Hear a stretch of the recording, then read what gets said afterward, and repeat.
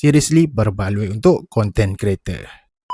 Untuk DJI Mic Mini 2 ni boleh ke connect dengan iPhone? Jawapan dia, boleh geng. Untuk pilihan macam aku, dia datang dengan satu set macam ni. So dekat dalam ni dia complete dengan dua transmitter dengan satu receiver. So yang ni receiver ni boleh cucuk dekat smartphone yang ada Type-C. Tak kisahlah iPhone ke Android ke, mana-mana pun boleh. Dan juga dia boleh connect dengan kamera. Ada lagi satu option boleh pakai receiver yang kecil macam ini. Yang ini adalah mobile receiver. Harga dia murah sikit berbanding dengan yang aku beli ni. Apa yang bestnya pasal Mini 2 ni, kalau kita tengok dekat bahagian setting ni, kita boleh pilih sama ada nak noise reduction disable, basic ataupun strong. Macam sekarang ni aku tengah pilih yang basic punya noise reduction. So dia punya noise reduction tu adalah macam terperap sangat. Dia okey-okey saja dan dia punya noise reduction more improved daripada DJI Mic Mini 1. Dekat sini boleh monitor kita punya audio dan yang paling best dia ada voice tone. So dekat voice tone ni kita boleh pilih lah sama ada nak regular, rich ataupun bright. Selalunya aku akan pakai yang rich ni lah. Okay,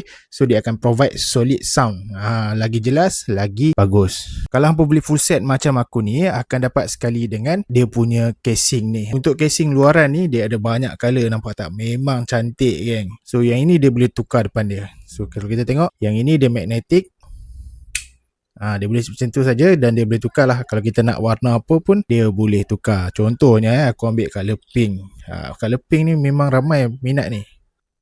Nampak tak? Memang cantik geng. So kat mana hampa nak dapatkan wireless mic daripada DJI ni, Mic Mini 2, aku sediakan link dekat bawah. Seriously berbaloi untuk content creator. Jadi kalau hampa nak aku racun lagi, cuba komen dekat bawah apa benda yang hampa nak tahu tentang Mic Mini 2 ni.